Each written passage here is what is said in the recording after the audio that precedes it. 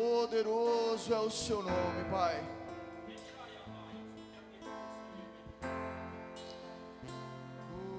Oh, santo é o seu nome, Senhor. Santo é o seu nome, Pai. Reverenciamos a sua doce presença. Reverenciamos a sua doce presença. Tu és adorado, Senhor. Oh, meus irmãos, será que você poderia abrir o seu coração e se prostrar do seu coração diante dele? Esse é o nome mais do que poderoso. Esse é o nome mais do que suficiente. É o Deus que está vivo em nosso meio. É o Deus que está perto de nós.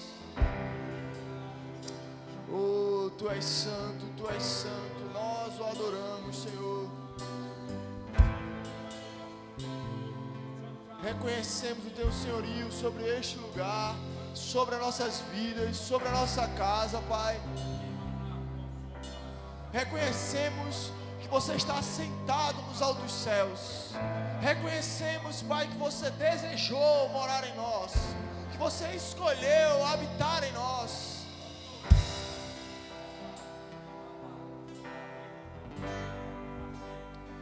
Oh, adorado, adorado.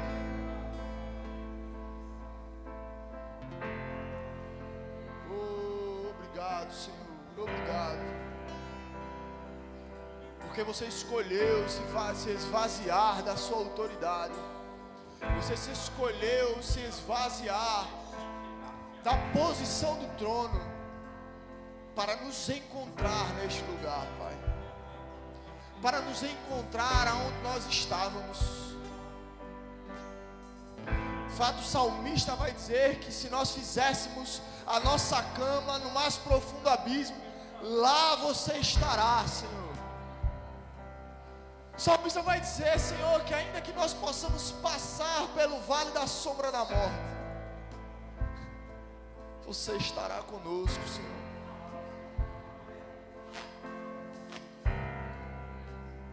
De que está perto de você há consolo. Há consolo, há refrigério, há redenção.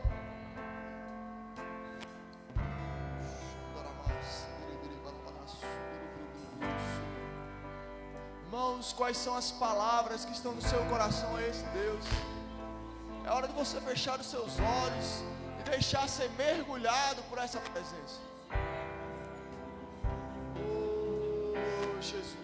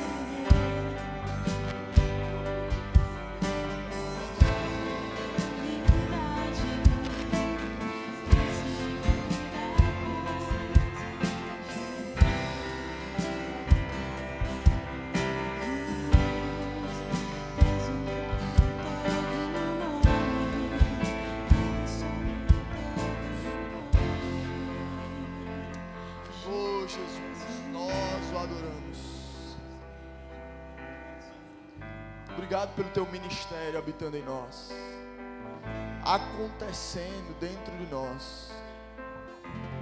Obrigado pela reconciliação com o Senhor. Obrigado pela remissão dos nossos pecados. Obrigado porque em você nós encontramos o perdão. Em você nós encontramos a verdadeira alegria. Em você nós encontramos, Pai, a paz que o mundo não pode nos dar. Obrigado porque Tu és a nossa paz com o Senhor. Você não apenas escondeu o pecado, mas você eliminou completamente o pecado da nossa vida.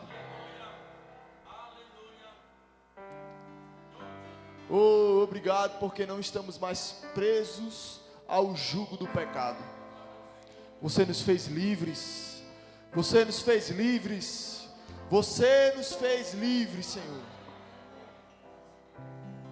Obrigado.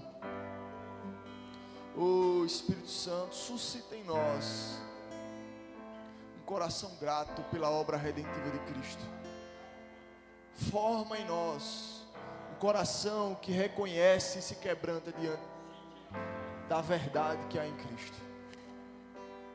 Cada vez mais, em nome de Jesus. Aleluia, aleluia. Bom dia, graça e a paz, irmãos. Amém? Glória a Deus. É uma honra estar com você nessa manhã. Para mim é um prazer enorme poder compartilhando da palavra nessa manhã. Então, antes de você sentar, eu queria que você também demonstrasse desse mesmo afeto ao irmão que está do seu lado. Você possa falar para ele de como é bom poder ser igreja com ele, de como é bom poder saber que ele está aqui nessa manhã, dividindo esse momento com você.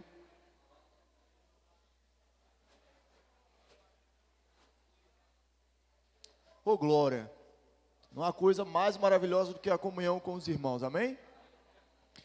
Esse é um momento breve, depois você vai lá, conversa com ele, você pode sentar. Oh, aleluia, aleluia, coisa boa é estarmos entre família, amém? Está ali, um dos nossos pilares para este ano é famílias biblicamente saudáveis. Então você e a sua casa e você com a sua igreja também é família, amém? Então quando nós nos reunimos é motivo de grande alegria, tá? Então não deixe alguém ficar sozinho, não deixe alguém ficar sem estar perto da palavra, sem estar perto da Bíblia. Eu sei que a gente vai aparecer, mas se você quiser dividir a sua Bíblia, a leitura do que vamos ler com alguém, isso é bom, amém? É importante esse contato, irmãos, para que você não entre e saia daqui sem nem ao menos compartilhar do corpo de Cristo, amém? Compartilhar não é só no momento do pão, mas é no momento como dividimos com nossos irmãos o prazer de estarmos juntos, amém? Você reconhece que é um prazer estar juntos como igreja? Glória a Deus, amém. Você poderia abrir sua Bíblia comigo em Mateus capítulo 5, versículo 8. Ontem nós também tivemos a honra de, eu e minha esposa, de estarmos ministrando no culto de casais. Foi uma bênção, o primeiro culto de casais do ano. Você é casado, noivo, namorando, venha, faça parte, se envolva, amém? Não existe um ministério de ficar sentado no banco da igreja. Esse ministério não existe. Deus não subiu aos céus e foi ao inferno para nos dar talentos para ficarmos sentados. Esse talento aí não existe. Então você precisa se envolver, você precisa colocar suas mãos de fato no arado. Isso vai ser crescimento para a sua vida, isso vai ser crescimento para o seu desenvolvimento espiritual, depende também do trabalho das suas mãos. Amém? Aleluia. Isso é importante, então se envolva com as programações, se envolva no departamento, isso é muito importante. Então, hoje pela manhã me cabe a responsabilidade de continuarmos compartilhando, né, a exposição de Mateus, não da carta toda, mas do trecho onde Jesus vai falar, ficou denominado como Sermão do Monte. Ainda estamos bem no início dessa exposição, já tivemos alguns domingos de encontro, e a gente está olhando quase que com uma lupa cada versículo desse sermão, aonde Cristo está falando sobre as bem-aventuranças, amém?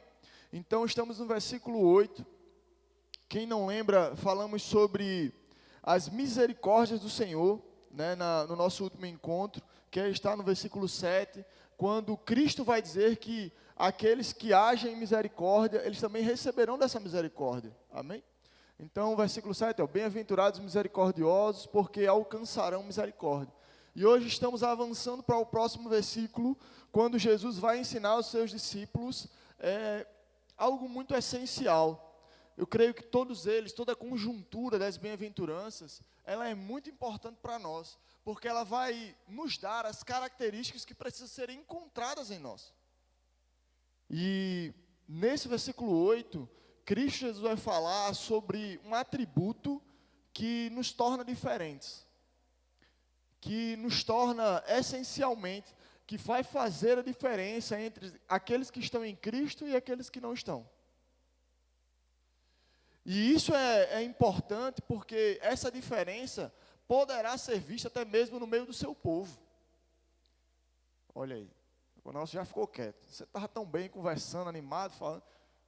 Glória a Deus, aleluia. Mas é importante, irmãos.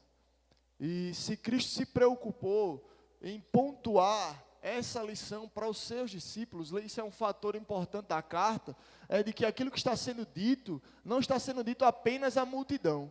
Mas, de fato, quando a gente iniciou essa jornada, podemos ver Cristo dizendo assim, discípulos, venham, se reúnam aqui, que eu tenho algumas coisas para compartilhar com vocês. Então, o intuito primeiro de Cristo é alcançar os seus discípulos. Então, quando Jesus vai falar assim, olha, bem-aventurados, limpos de coração, porque verão a Deus, esse era um alerta para mim e para você como discípulo. Talvez nós possamos andar com o coração sem estar limpo. Mas o conselho de Cristo é, olha, é preciso que você mantenha um coração limpo. E é aí que a gente vai iniciar a nossa jornada. Amém? Justamente entendendo a motivação, o que Cristo queria dizer a respeito desse coração limpo. Então eu queria que, a partir desse momento, você arregaçasse suas mangas, se preparasse, colocasse seu cinto, porque eu acredito que nós vamos passar por um lugar muito importante para nós. E o desejo do meu coração é que, assim como eu pude descascar algumas coisas no meu coração, a gente possa juntos mergulhar nisso e trazer esse atributo para perto de nós, cada vez mais. Amém? Porque a promessa envolvida ali está diretamente ligada com o objetivo de nos reunirmos, ver a Deus. Amém? Nós não nos reunimos sem propósito. Nós nos reunimos para a glória de Deus. E se fazemos isso para a glória de Deus, precisamos entender o que nos faz ver a presença manifesta de Deus. E esse lugar, esse papel é justamente um coração puro. Amém? Então, um livro que eu venho recomendando desde o início de quando nós começamos a falar sobre as bem-aventuranças, é um livro chamado Bem-aventurado, de Thomas Watson. Se você ainda não leu esse livro, coloque como uma prioridade para você ter esse livro. Amém? Silvana vai indicar mais alguns outros livros no final, mas esse aqui eu deixo com um carinho especial. Os que ela vai trazer, tem lá na livraria, você pode comprar. Mas esse livro, ele vai mergulhar de fato nas bem-aventuranças. E ele está sendo uma base, e eu trago muitas vezes alguns pontos conforme aquilo que eu entendo que Deus deseja transmitir para nós, mas ele vai mergulhar em muitas coisas que seria necessário, seria, assim, desejo do meu coração que a gente pudesse ler capítulo a capítulo, página a página, porque eu acredito que ele vai edificar muitas nossas vidas. Então, se você tem um desejo de entender melhor, de mergulhar ainda mais profundo nas bem-aventuranças, fica a recomendação, o livro de Thomas Watson, Bem-aventurados. Amém? E aí eu quero trazer um trecho do livro, quando ele vai dizer assim, olha, a pureza consiste em duas coisas, a saber, em uma, a retidão da mente, que valoriza a santidade como critério de seus julgamentos, e em conformidade de vontade, que abraça a santidade em suas afeições. Uma alma pura é formada no molde da santidade. A santidade é o sangue que corre das veias da pessoa que tem um coração puro. Extraordinário, né? Essa citação do livro. Então, eu queria falar um pouco, a gente iniciar justamente sobre esse lugar. A pureza de Deus. A natureza perfeita, a nascente de todo bem. Então, quando Cristo ele vai trazer esse ponto, a Bíblia ela vai nos demonstrar as características de um coração puro. De fato, o conselho de Provérbios é que a gente tenha uma atenção para guardar o nosso coração sobre este lugar, um lugar de pureza. Então, quando Jesus ele vai falar sobre a respeito de um coração puro, da gente nutrir um coração puro, nosso coração, ele só adquiriu essa condição de pureza no dia que nós recebemos a Cristo. Embora possa parecer que no dia que nós recebemos a Cristo, nada mudou por fora, de fato, o nosso coração foi totalmente transformado. Então, quando o Evangelho vai exigir de nós que possamos nutrir o coração desta forma, irmãos, é porque nós, por meio de Cristo, tivemos o nosso coração transformado. E essa transformação, ela precisa ser mantida. Paulo, em Romanos capítulo 12, vai dizer que uma forma de nós considerarmos o nosso coração íntegro e puro é renovando a nossa mente, para que a gente possa entender qual é a boa, perfeita e agradável vontade do Senhor. Então existe uma ação direta de um cuidado, de um zelo meu e seu com o nosso coração. O nosso coração precisa se manter íntegro, assim como no dia que nós chegamos ao Senhor. Independente da situação que aconteça, independente dessa jornada de fé, o nosso coração se manter puro é o que vai nos permitir andar com Deus, irmãos. E isso é tão importante porque o coração vai ser justamente o lugar onde Deus vai medir quem nós somos. Não é pelas suas obras, não é pelas suas palavras, mas é pelo seu e o meu coração. Deus, Ele não quer as nossas obras de qualquer maneira, a qualquer custo. Deus não quer que nós possamos ajudar o pobre, a viúva, o estrangeiro, apenas porque Ele disse para fazer. Mas porque isso é uma expressão do nosso coração. Isso é uma expressão de um coração que foi transformado. Então, boas obras pode ser uma expressão de um coração transformado. Mas as boas obras sem um coração transformado, irmãos, Deus rejeita. Olha como é interessante e como é importante. Deus não está preocupado apenas com o resultado das nossas mãos. Ele está preocupado de onde está saindo essas obras. Eita, o negócio está quieto, ó. Glória. Vá ruminando aí, não tem problema não. Vá pensando sobre isso mesmo. Eu quero dar tempo para você para isso. Porque, olha, o fazer por fazer é importante, você ir lá e ter a sua ação, você pegar junto com aquilo que está sendo dito sobre essa igreja, mas um ato importante que talvez homem nenhum possa ver, e é responsabilidade sua e minha cuidar, é do seu coração. Para que da forma certa você possa colher do fruto das suas sementes. Porque muitas vezes as pessoas podem se encontrar frustradas.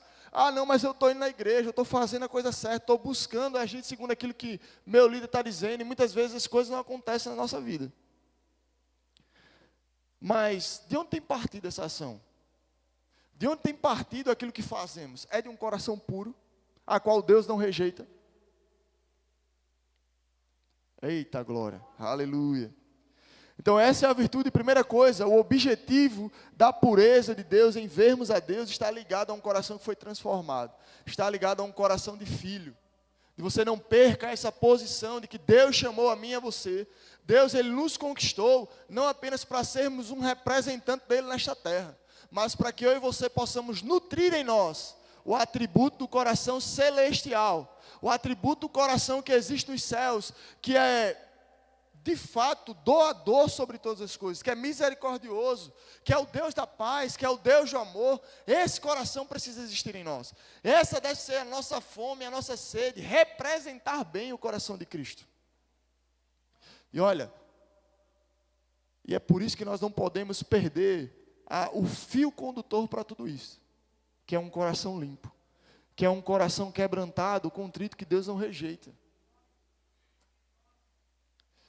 Então, um coração que anda em paz, que anda de fato zelando pelo cuidado do amor que flui em nós, pelo cuidado da santidade que habita dentro de nós, é o que vai fazer a diferença nas nossas vidas como cristãos. Amém? Porque, irmãos, tudo que Deus criou é santo. E quando Deus ele cria Adão, Ele cria com esse coração íntegro, com esse coração que é pleno, com esse coração que é completo. Quando Deus criou Adão, Ele não criou o coração de Adão imperfeito. De fato, era por causa deste coração, a fórmula que Deus criou Adão, Ele fazia com que Adão pudesse estar sem culpa, sem mágoa, diante de Deus todos os dias. Era por causa do coração de Adão, pronto como estava, pronto como foi criado, que permitia o acesso de Adão a Deus. De encontrar-se com Deus na viração do dia e poder ter esse contato, poder ter essa comunhão diária com o Senhor. Mas a partir do momento que Adão permitiu que o pecado invalidasse essa condição do seu coração, essa condição de pureza, essa condição de santidade, isso agora cria uma barreira entre o seu coração, que antes era pleno, para um coração agora pesado. Por um coração agora que não consegue mais se aproximar ao Senhor, que perdeu a essência da sua santidade. Então isso precisa servir de alerta para nós. De que nós, com o nosso coração, que foi regenerado pelo Senhor, nós devemos nutrir, cuidar, para que ele não se perca nessa jornada. Por meio de Cristo, nós não precisamos cometer os mesmos erros de Adão. Porque agora o segundo Adão nos regenerou. De fato, ele nos libertou. De fato, ele nos tornou plenos de novo. Em Cristo Jesus, nosso coração foi limpo. Agora, o que nós precisamos fazer é cuidar para que esse coração não seja manchado de novo. Então, como eu falei para vocês, Provérbios capítulo 4, versículo 23, a indicação de Salomão é: olha, sobre tudo que se deve guardar, guarda o seu coração, porque dele procede as fontes da vida. O nosso coração regenerado em Cristo, irmãos, é onde será encontrado as fontes dessa vida.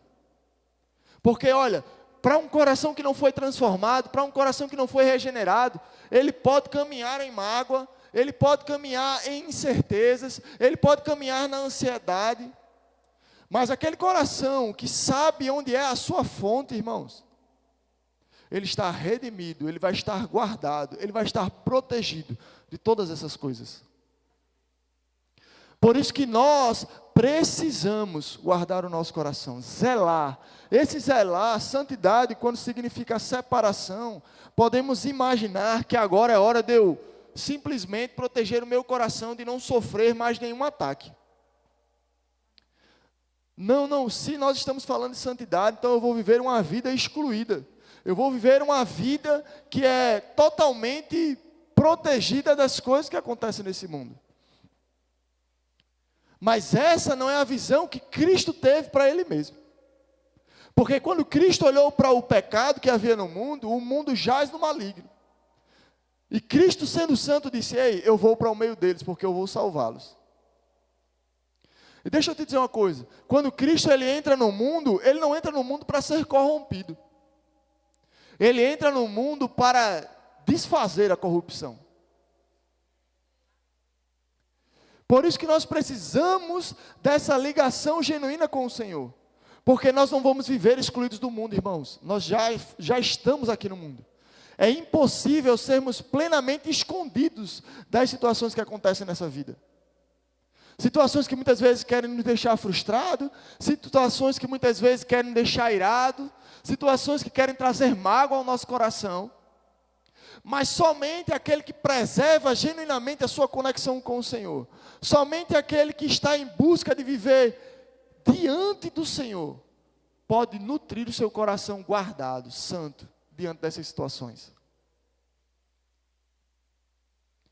Então, o conselho de Salomão em Provérbios não é para que a gente possa fugir do mundo, para que o nosso coração esteja guardado. É para que a gente possa saber que aquele coração genuíno que foi transformado pelo Senhor, dele procede as fontes da vida. E essas fontes da vida, elas não devem ser obstruídas. Ela não deve ser interrompida. Ela não deve ser, enchê-la de entulhos. Porque aí sim, irmãos, nós vamos perder a conexão santa que há com o Senhor, de um coração restaurado. A partir do momento que nosso coração foi restaurado nele, nós precisamos continuar genuinamente bebendo dessa água, permitindo que as fontes que vêm do Senhor possam lavar o nosso coração, possam lavar o nosso entendimento, possam restaurar e manter íntegro o caráter que Deus formou em nós. Porque, irmãos, num coração genuinamente de onde procedem as fontes da vida, ele não se alegra com o pecado. Ele não está conformado com o pecado. Mas não apenas com o pecado que há no mundo, mas muitas vezes com um pecado que pode querer seduzi-lo. Tiago vai dizer que, olha, se você já não sente mais diferença no pecado, está na hora de ter lágrimas em seus olhos. Você possa chorar e se quebrantar e se arrepender diante do Senhor. Porque é um coração como esse, Tiago vai denominar de ânimo dobre, que está como se fosse em cima do muro. Ele já está se perdendo a essência da fonte da água da vida que habita dentro dele por meio de Cristo. Então precisamos ter essa atenção. de sermos aqueles que vai guardar o nosso coração numa posição de santidade, longe do pecado. Mas isso não quer dizer o pecado que, ai meu Deus, irmãos, muitas vezes estamos brincando com o pecado sem perceber. Não, vamos descobrir onde é o limite para eu não pecar. Então eu vou chegar perto o suficiente, daqui eu volto. Mas o que Deus tem para nós não é brincarmos com o limite do pecado. Ah, isso aqui é pecado, isso aqui não é. O que Deus tem para nós é uma vida de abundância, irmãos. Aonde nós vamos experimentar e permitir que haja uma fonte fluida dentro de nós, das fontes da vida. Precisamos ter um coração abundante de Deus, para que a palavra sábia saia da nossa boca, para que a palavra de conhecimento possa estar em todo momento na nossa boca, revelando o coração de Deus para o próximo. Nós precisamos deixar a brincadeira com as coisas deste mundo, irmãos. Nós estamos nele, mas precisamos lembrar que nós não somos daqui. A nossa jornada, ela é passageira. Então, por que eu vou permitir que coisas possam tomar o lugar do nosso coração que pertence ao Senhor? Porque, de fato, eu estou aqui por Ele e voltarei para Ele, para encontrar com Ele, que é o autor e o consumador da nossa fé. Então, precisamos cada vez mais conhecer ao Senhor nesse ponto. Amém? E já que eu falei um pouco sobre o pecado, eu queria que a gente pudesse entrar justamente em alguns pontos que podem causar uma certa dúvida nesse momento. Porque achamos que o fator da moralidade, o fator de fazer o bem, é o suficiente para justificar ou santificar alguém. Porque, por exemplo, eu como líder de jovens, ouvi muitas vezes de muitos pais de maneira indiscriminada, quando um filho simplesmente decide entrar num relacionamento que não é com alguém cristão, e a pessoa enche o coração, enche a boca de alegria para dizer para mim, não, mas ele vem de uma boa família, ele não bebe, ele não fuma, é um menino bom. É um menino bom, só vai para o inferno, mas é bom, está certo. Deus não nos chamou apenas para sermos civilizados, irmãos. Nós não estamos num clube onde vamos ser moralmente aceitos, onde vamos ser moralmente, acima dos outros. Não, irmãos. Eu prefiro a identidade que estamos todos reunidos, porque acreditamos que Deus, o autor e consumador da nossa fé, nos redimiu. E é nesse relacionamento que eu continuo sendo redimido. Porque deixa eu te dizer uma coisa, o seu espírito foi restaurado, mas a sua alma ainda não. O seu espírito foi restaurado, a sua alma está num processo de restauração. Mas deixa eu te dizer uma coisa, o seu corpo só será plenamente restaurado na vinda do Senhor. Ei, então existe um trabalho ainda para ser feito em nós. E é por isso que nós nos reunimos, porque ainda não somos plenos. E isso não nos torna melhores, isso só nos torna conscientes do problema. Isso não nos torna alguém acima dos outros. Isso só nos torna conscientes de que nós carecemos da glória de Deus. De que nós carecemos da misericórdia dEle. De que nós precisamos da ação divina para que possamos ser transformados. Então, ok, partindo desse ponto. Não importa se a pessoa, ela tem boas ações. Amém? Nós podemos ver o exemplo bíblico de um homem que tinha boas ações. Já falei um pouco sobre ele aqui, que era Cornélio. Cornélio tinha suas doações, ajudava o pobre, buscava conhecer ao Senhor, orar ao Senhor. E sabe qual é a intervenção de Deus diante da vida desse homem, que era bom? Ei, eu vou enviar a você, homens que podem ministrar a você a respeito do Evangelho. Então, o que possamos entender como igreja, e assim sermos educados e educar aos nossos filhos, de que não importa se no mundo existe uma boa civilidade, mesmo o homem bom, ele carece da glória de Deus, mesmo o homem bom, ele precisa ser redimido dos seus pecados, não existe homem bom o suficiente para ser livre do pecado, pela força das suas próprias mãos. A nossa briga não é para sermos melhores civis. atendermos de maneira plena ao Estado, atendermos uns aos outros, termos uma boa comunidade. A nossa briga não é essa, irmãos. A nossa briga não é contra carne nem sangue. É contra os principados e potestades, irmãos, que querem nos separar do Senhor. Você entende isso? Então essa é uma primeira moeda, de que a pessoa pode ser a melhor pessoa do mundo. Nem mente o rapaz, tão bonzinho que é. Mas ele continua carecendo da glória de Deus. Ele continua precisando ter um encontro genuíno com o Senhor. E por melhor que ele seja, em suas atitudes, o melhor conselho que os céus vai poder dar a ele é: olha, se arrependa, se humilhe diante da potente mão de Deus. Porque esse é o nosso problema. O nosso problema não está nas coisas do mundo, o nosso problema está com o pecado, irmãos. O nosso problema não está com boas atitudes que deixamos de fazer. O nosso problema é estarmos em ser separados do Senhor, que é isso que o pecado vai fazer conosco. Então, quando nós olhamos para um coração que foi restaurado, nós precisamos entender: eita, meu coração realmente se prostrou diante do Senhor. Então agora o pecado não é mais um problema, pelo menos não em primeiro momento. Mas a partir do momento que o pecado não é mais um problema, irmãos, nós vamos redobrar a nossa atenção. Por quê? Eu estou te dizendo isso. Existe uma parábola que vai nos deixar um alerta. Sabe, quando Cristo Jesus vai dizer que, parábola das ovelhas e dos bodes, olha, é importante nós entendermos que mesmo diante das boas ações que nós podemos fazer, Cristo Jesus pode olhar para alguns e dizer assim: olha, eu estive com fome e não me deste comer, eu estive com sede e não me deste beber, eu estive nu e não me vestiste. Porque no nosso dia a dia, irmãos, como filhos de Deus, ainda que já temos um coração transformado, precisa existir uma expressão do nosso coração, a partir desse coração que foi transformado. Precisa exigir de nós uma ação.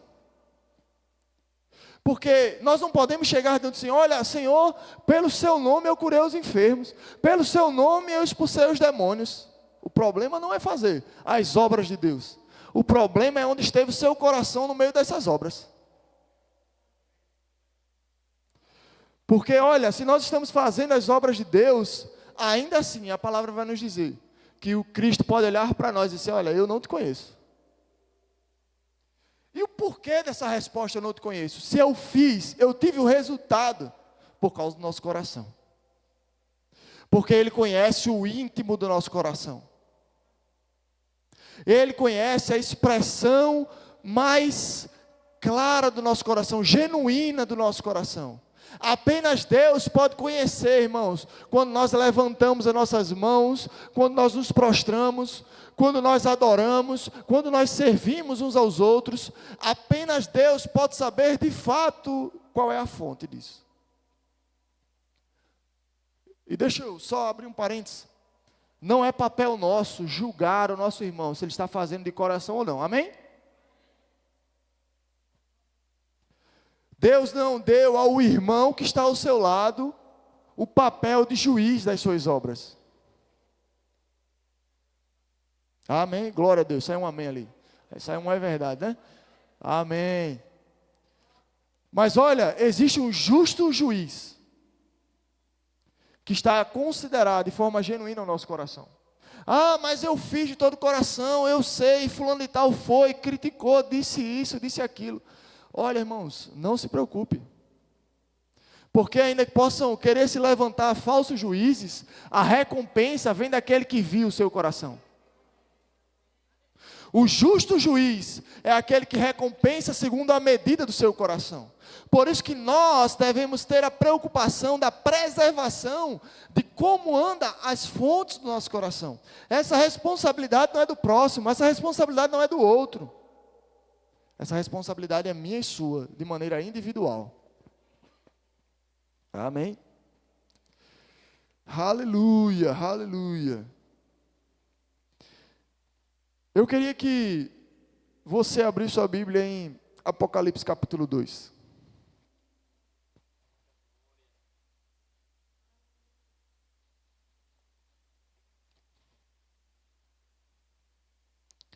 Apocalipse capítulo 2. Rapaz, eu teria escolhido outro texto se Saulo estivesse aqui, ó. Se eu soubesse que ele ia estar aqui. Responsabilidade de Torá, meu amigo. Aleluia. Apocalipse capítulo 2, fugiu da minha Bíblia não, está aqui. E eu queria ler esse trecho com você, que está denominado para carta à igreja em Éfeso. Ao anjo da igreja em Éfeso, versículo 1, tá? Escreva: essas coisas diz aquele que conserva na mão direita as 7 estrelas e que anda no meio dos 7 candelabros. Conheço as obras que você realiza, tanto o seu esforço como a sua perseverança.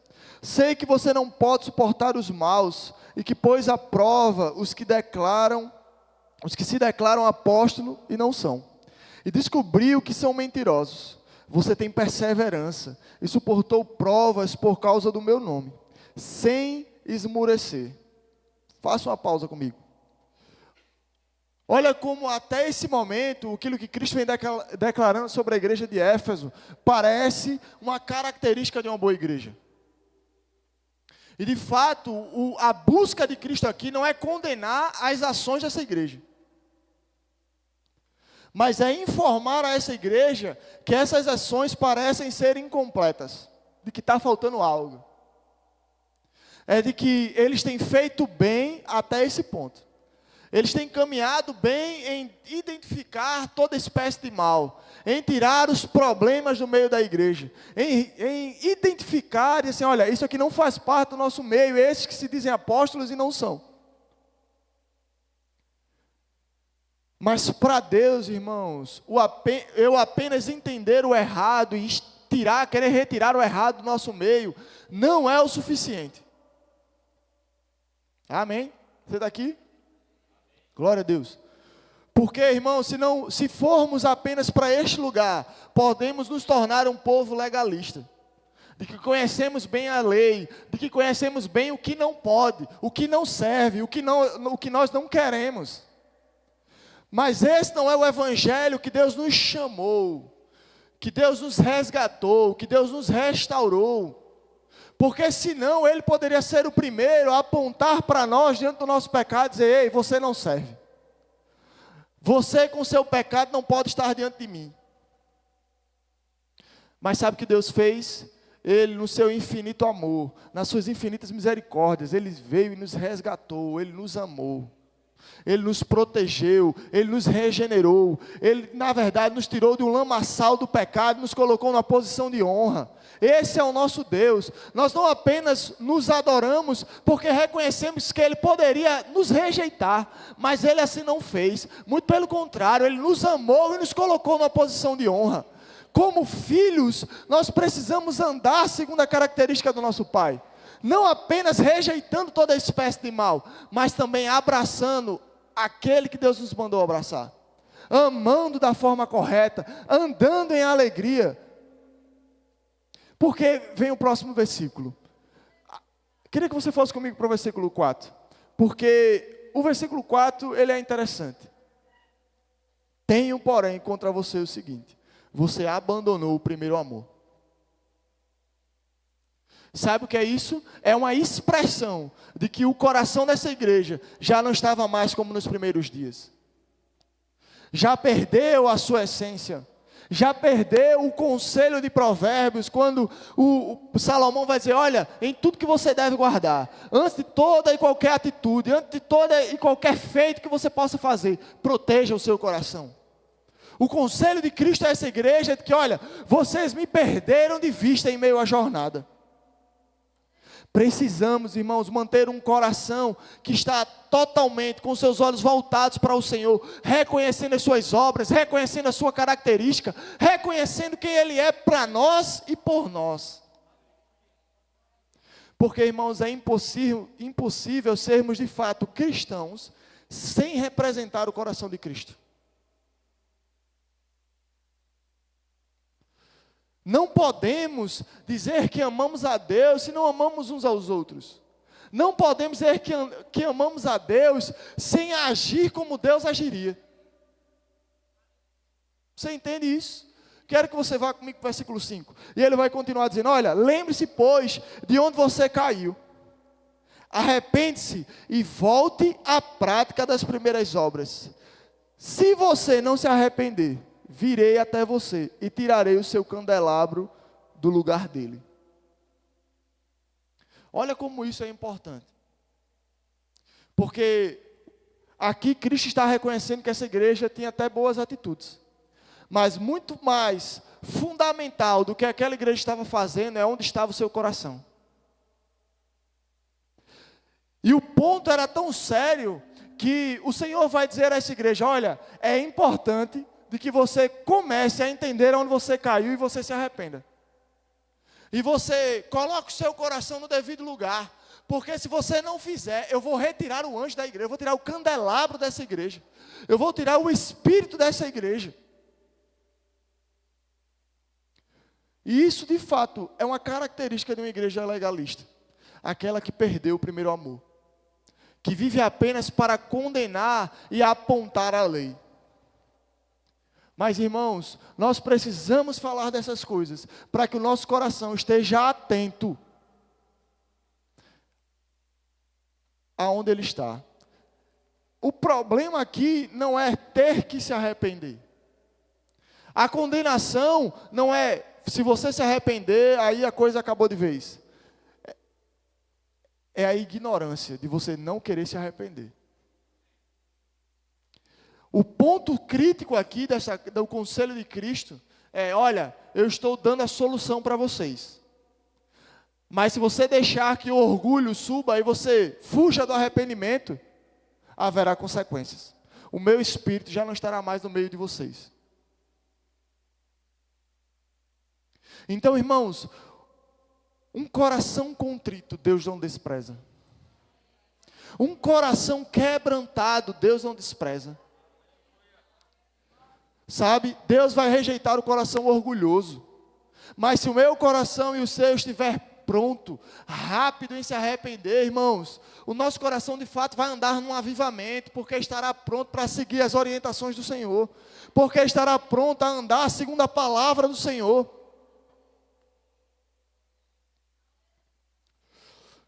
E ele continua falando, mas você tem a seu favor o fato de que odeia as obras dos nicolaítas, as quais também odeio. Quem tem ouvidos ouça o que o Espírito diz às igrejas. Ao vencedor darei o direito de se alimentar da árvore da vida, que se encontra no paraíso de Deus. E olha, quando ele termina essa frase, vai ter algumas conexões, mas isso é um outro trabalho para Saulo fazer isso aí. Mas ao vencedor está diretamente ligado àquele que cumpriu o que foi dito antes. Se arrependeu. Ao vencedor está ligado diretamente àquele que cumpriu o que foi pedido e exigido deles.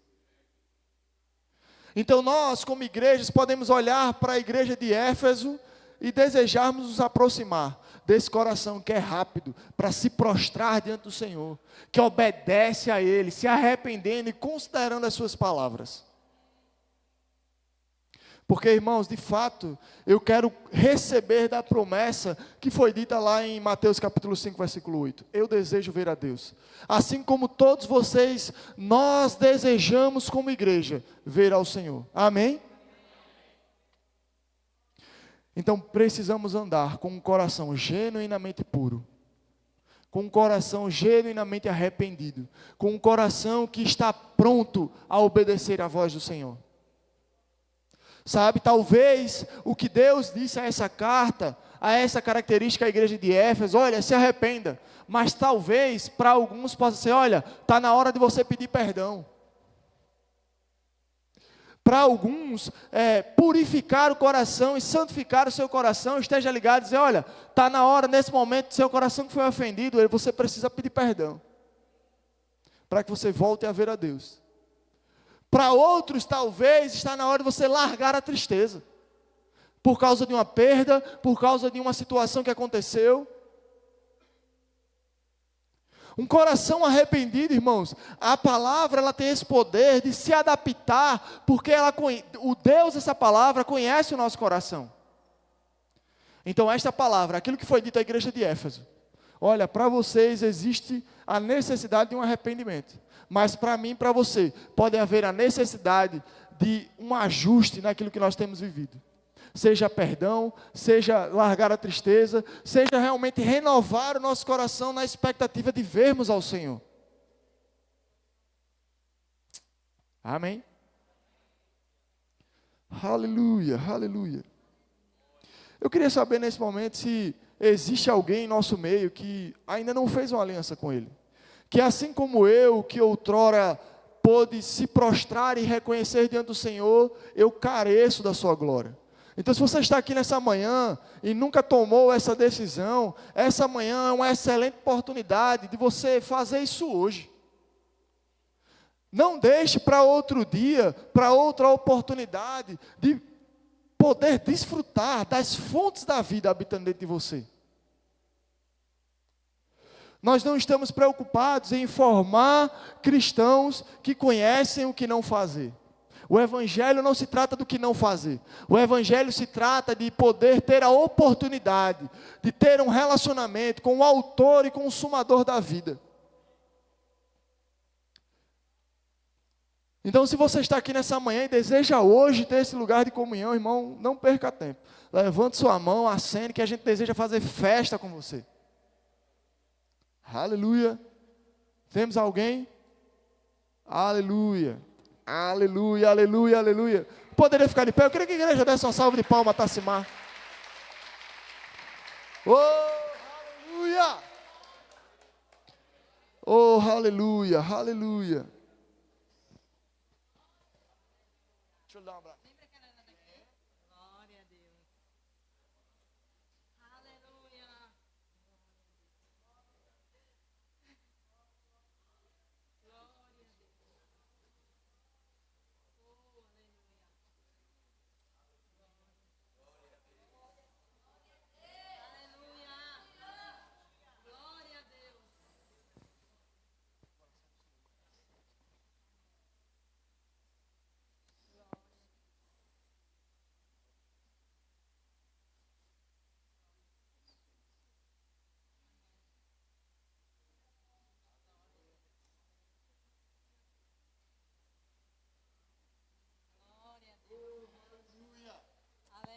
Queria que você repetisse comigo, amém? Eu recebo Jesus como autor e consumador da minha fé. Eu reconheço perante todos que a minha vida é dele e para ele. Aleluia. A partir de hoje, Glória a Deus. a minha vida nunca mais será a mesma. Glória a Deus. A partir de hoje, Oh, aleluia. dia após dia, todos os dias, vive um relacionamento com Deus. Aleluia. Você poderia estender suas mãos para cá? Pai, obrigado, Pai, pela vida de Tassi, Senhor. Eu te rendo graças, Pai, porque você iniciou uma boa obra sobre a vida dela. Pai, essa boa obra não parou. Ela não estagnou, Pai, mas hoje é um capítulo dessa boa obra, Pai. Um capítulo de redenção, um capítulo de batismo, Senhor, sobre a vida dela, Pai. Mergulhada no seu amor, Senhor, em nome de Jesus, Pai. Nós, Pai, cercamos a vida dela de amor e fé, Senhor, para que você possa, Senhor, guardá-la e protegê-la, Pai. Você conhece o seu coração, Pai. Por isso nós oramos, Pai, como irmãos, celebramos esse momento, Pai, em nome de Jesus. Você poderia dar uma salva de palmas para ela, forte? Aleluia, amém. E lá. Oh, aleluia. Oh, aleluia, amém. Eu queria saber se tem alguém no nosso meio que precisa de... Tá, você pode ir com o pessoal? Precisa de oração por cura. Você está aqui nessa manhã, precisa de oração por cura, levante sua mão. Nós cremos na sua cura nessa manhã, amém? Você precisa de batismo, irmãos. Ser batizado no Espírito. Eu queria que você ficasse de pé. Nós queremos realmente poder estimular essa nova fase na sua vida. Amém? Temos alguém? Amém, então. Gostaria de chamar a Silvana. Glória a Deus.